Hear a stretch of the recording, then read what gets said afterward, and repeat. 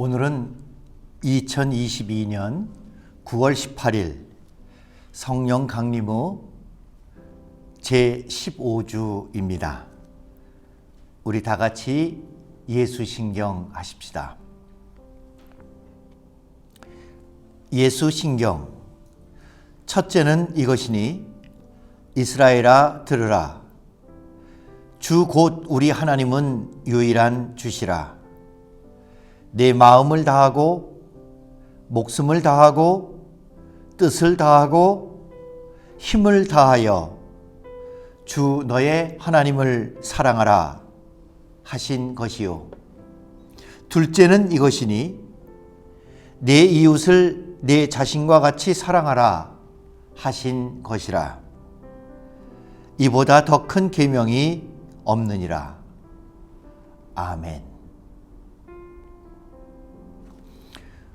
오늘의 성경 말씀은 누가복음 16장 1절로 13절 말씀입니다. 제가 새 번역으로 봉독하겠습니다. 예수께서 제자들에게도 말씀하셨다. 어떤 부자가 있었는데 그는 청지기 하나를 두었다. 그는 이 청지기가 자기 재산을 낭비한다고 하는 소문을 듣고서 그를 불러놓고 말하였다. 자네를 두고 말하는 것이 들리는데 어찌 된 일인가? 자네가 맡아보던 청지기 일을 정리하게. 이제부터 자네는 그 일을 볼 수 없네. 그러자 그 청지기는 속으로 말하였다. 주인이 내게서 청지기 직분을 빼앗으려 하니 어떻게 하면 좋을까? 땅을 파자니 힘이 없고 빌어먹자니 낯이 부끄럽구나. 옳지. 내가 무엇을 해야 할지 알겠다.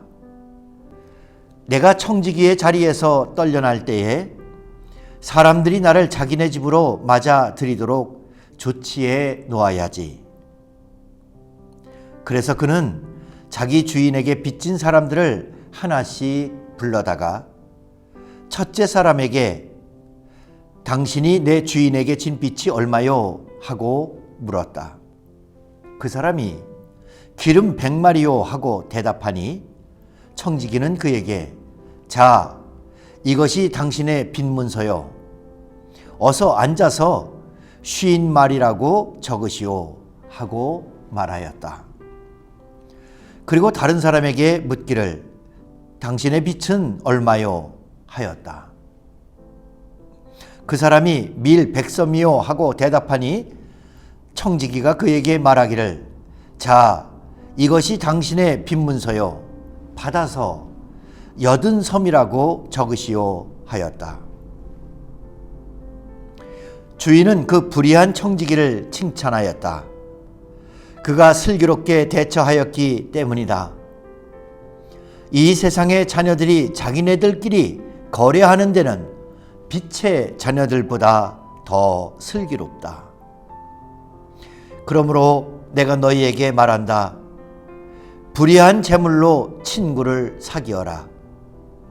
그래서 그 재물이 없어질 때에 그들이 너희를 영원한 처소로 맞아들이게 하여라.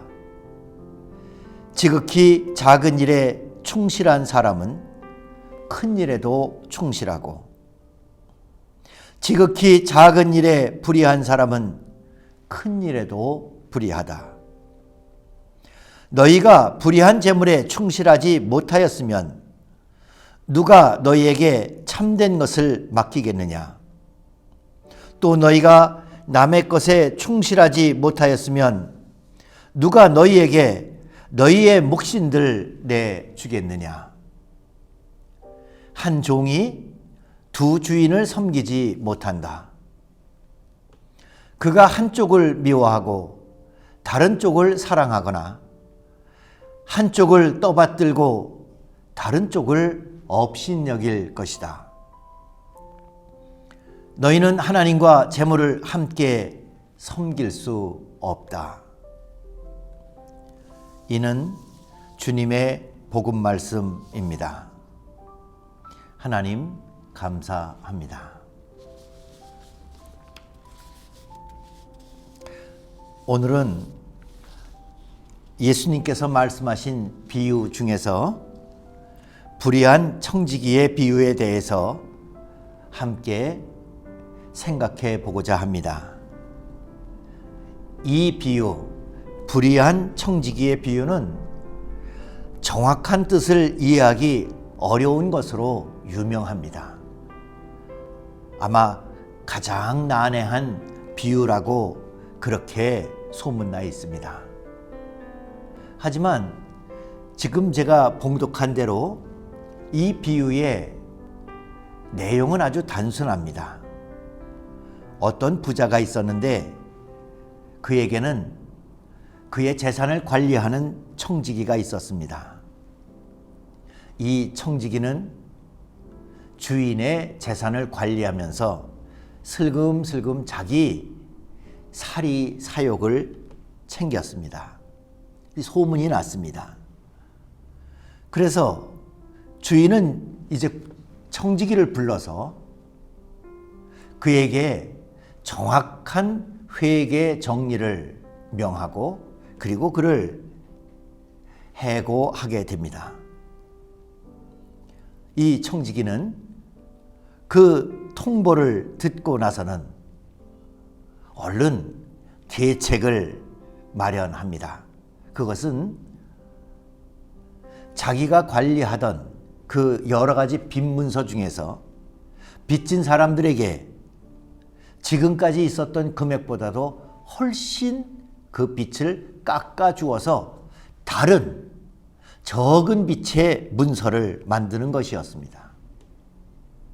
그래서 빚진 사람들은 이제는 갚을 빚이 적어져서 좋고 자기는 이제 성경 말씀에 있는 대로 한다면 이 나이에 내가 심판을 받고 해고되고 소문과 평판이 다 나고 그런 다음에는 나는 이제 노동할 힘도 없고 그리고 이 사람 저 사람한테 창피해서 더 이상 내 삶이 막막하고 하물며 어디 가서 구걸도 하기 어렵지 않겠느냐 하는 심각한 위기감에서 그렇게 빚문서까지 고치게 됩니다.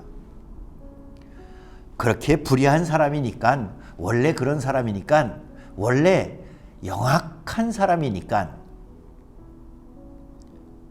이런 스토리가 전개됩니다. 그런데 이 예수님의 비유가 어려운 비유로 소문이 난 것은 8절에 있는 말씀 때문이었습니다. 왜냐하면 이 8절에서는 이렇게 주인에게 손해를 입히고 머리를 영악하게 써서 자기 이익과 심각한 위기에 있어서도 빠져나갈 구멍을 기가 막히게 만드는 이 사람 아마 좋아하는 사람이 별로 없을 겁니다. 자기는 계속 똑똑하다고 하고 자기 살 길은 잘 마련한다고 하지만 다른 사람들은 신뢰하기 어려운 사람이라고 오늘 성경에서는 그를 불의한 의롭지 못한 사람이라고 그렇게 칭하고 있습니다. 그런데 바로 8절이 주인께서 그 청지기를 칭찬하셨기 때문입니다. 8절입니다. 주인은 그 불의한 청지기를 칭찬하였다. 그가 슬기롭게 대처하였기 때문이다. 그러면 예수님께서 이렇게 약삭빠르게 자기 이익을 챙기고 결정적으로 그 잘못이 드러나고 그 책임을 져야 되는 대가를 치러야 되는 순간에도 끝까지 주인에게 손해를 입히면서 자기의 교활하고 영악한 머리를 써서 그것을 어떻게든지 빠져나가고 남들이 어떻게 되든지 이런 자기만 아는 사람을 어떻게 주님께서 칭찬하신단 말씀인가? 이것을 비유로 말씀하시면서 이런 사람이 슬기롭고 지혜롭고 이 세상에 이런 사람들이 자기의 여러 가지 위기 상황을 잘 대처하는 사람 아니겠느냐, 이렇게 교훈을 주실까? 그런데 이것을 비유라고 하는 말씀으로 다시 한번 재해석해 보면, 비유는 거기 있는 말 그대로가 아니라 그 말을 듣고 아 그렇구나 라고 그 마음을 돌이키거나 그 마음이 거의 뒤집어지듯이 깨달음을 얻을 수 있도록 그 이야기 속에 충격이 있는, 통찰력이 있는 그런 말씀을 비유라고 하겠지요. 제가 한 가지 예를 들겠습니다. 그 예는 유다 랍비였던 주시아라고 하는 그 랍비가 그 유대인들의 교훈들 속에서 한 이야기입니다. 이 사람을 잘 보고 좀 배워라. 내가 이 사람을 소개하겠다. 이 사람에게 7가지 큰 장점이 있는데 이것 좀 배워라. 첫 번째, 그는 밤 늦도록 일한다. 두 번째, 그는 자신이 목표한 일을 하룻밤에 끝내지 못하면 다음 날 밤에 또다시 도전한다. 세 번째, 그는 함께 일하는 동역, 함께 일하는 동행, 그 사람을 한 몸처럼 느끼고 그 사람과 일체가 되도록 그렇게 호흡을 맞춘다. 네 번째, 그는 아무리 소득이 작은 것 같이 보여도 거의 자기 평생을 걸다시피, 자기 목숨을 걸다시피 한다. 또 그는 시련과 위기, 특별히 어떤 돌발 상황이 갑자기 발생해도 그는 그것을 아무렇지도 않게 보일 만큼 그것을 돌파해 나간다. 그에게 또 배울 거는, 그는 자신이 하는 일에 최선을 다하며 자신이 하는 일이 어떤 일인지, 얼마나 위험한 일인지 그 모든 것들을 다 잘 알고 있다. 이런 사람, 이런 장점이 이렇게 7가지씩이나 있는 이 사람에게서 좀 배워라. 그런데 제일 마지막에 짧게 이 사람의 정체를 밝혀줍니다. 그는 도둑이다. 랍비가 한 말입니다. 도둑에게서 배워라. 그는 하는 일에 최선을 다하고 그는 자기가 평생 여기서 걸리면 감옥에 들어가든지 아니면 목숨을 잃는다든지, 오늘 밤에 실패하면 내일 또 다시 한다든지, 이런 여러 가지 태도와 자세와 마음가짐에 이 사람을 배우라. 이것은 도둑질을 배우라는 뜻은 아닙니다. 이것은 비유입니다. 도둑이 나쁜 일을 하기 위해서 이렇게 자기의 장점이라고 할 만한 것들을 최대한으로 끌어올려서 한다면, 그러면 좋은 일, 위대한 일, 중요하고 소중한 일, 아름다운 일, 영원한 일, 그런 일을 위해서는 이런 장점 플러스 더 마음을 다하고 뜻을 다하고 힘을 다하고 목숨을 다해서 할 수도 있지 않겠는가? 도둑에게서 배워라 하는 것은 도둑질을 배우라는 얘기가 아니었습니다. 나쁜 일을 하는데도 이렇게 모든 것을 집중한다면 좋은 일을 위해서는 집중 정도가 아니라, 자기의 여러 가지 장점을 개발하는 정도가 아니라 자기의 삶을 최선을 다해서 끝까지 영원한 열매를 맺을 수 있도록, 그리고 자기가 하는 일이 무슨 일인지, 어떤 어려움이 있는지, 어떤 위험이 있는지를 분명히 알고 할 수 있는 궁극적인 관심이 내 마음속에, 내 영혼 속에 가득 찰 것이다. 하나님 나라, 천국, 그리고 성령으로 우리와 함께 늘 동행하시면서 모든 악한 것마저도 합력하여 선을 이루게 하시는 형통함을 열매 맺게 하려고 하시는 교훈이고 격려입니다. 도둑질을 배우라는 게 아니었습니다. 마찬가지로 오늘 예수님의 교훈에 이 비유를 통해서 말씀하시는 것은 불의한 사람이 결정적인 위기를 맞이하게 되고 자기의 했던 일들이 다 탄로가 나고 결국은 그것을 심판을 받는 일이 있을 때 그는 가만히 있거나 혹은 당황하거나 혹은 변명을 하거나 혹은 남 탓을 하거나 그렇지 않고 이 사람은 신속하게 대비책을 마련했습니다. 그리고 그것을 구체적으로 실천했습니다.